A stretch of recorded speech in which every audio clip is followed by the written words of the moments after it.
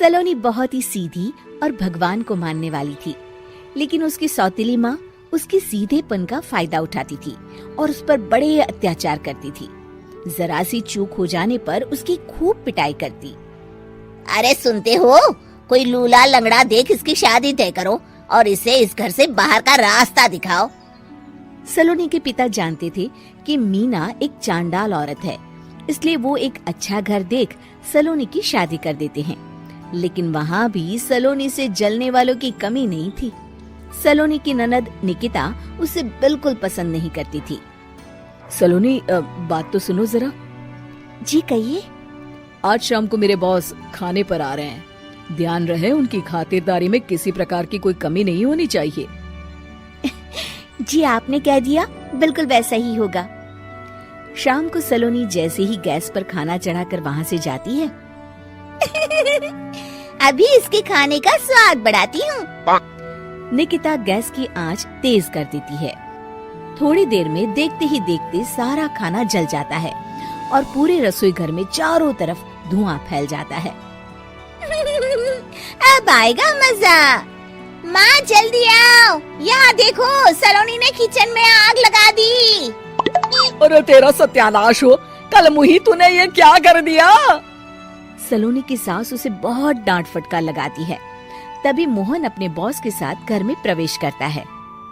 अरे भाई मोहन, ये क्या तुम्हारे घर का क्या हाल हो रखा है? लगता है खाना जल गया है। चलो खाने का प्रोग्राम कैंसिल करो, मैं अपने घर जाके खा लूंगा। सर दरअसल वो सर मुझे माफ कर दीजिए।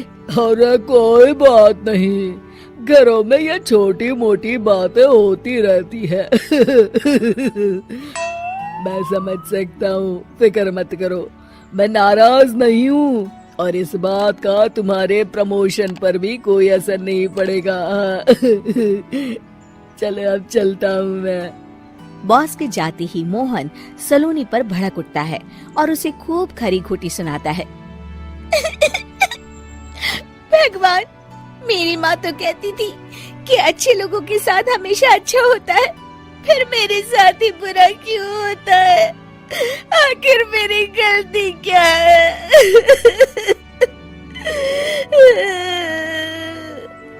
तभी आकाशवाणी होती है। बेटी, अब तुम्हें कोई दुख नहीं दे पाएगा।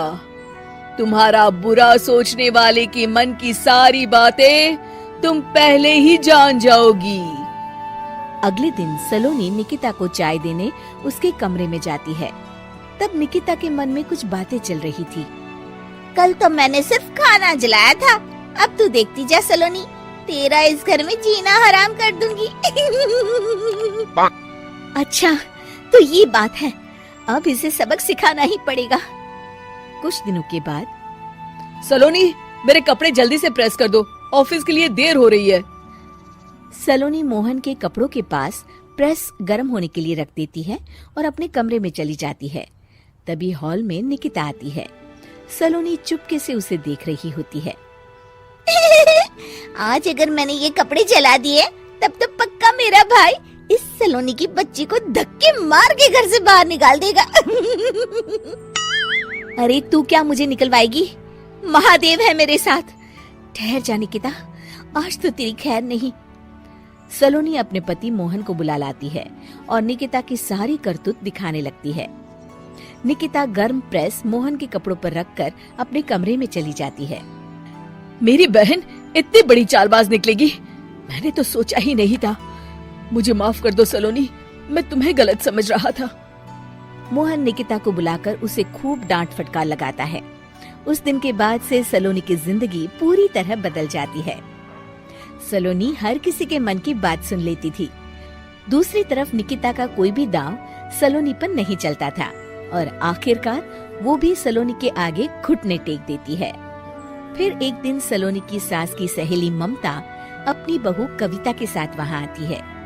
कविता मन ही मन कहती है, अरे ये बुढ़िया पागल है जो मुझे यहाँ लेके आ गई। कहाँ मैं अपनी किटी पार्टी छोड़ के इसके साथ यहाँ मरने आ गई। पता नहीं कब तक इसे झेलना पड़ेगा।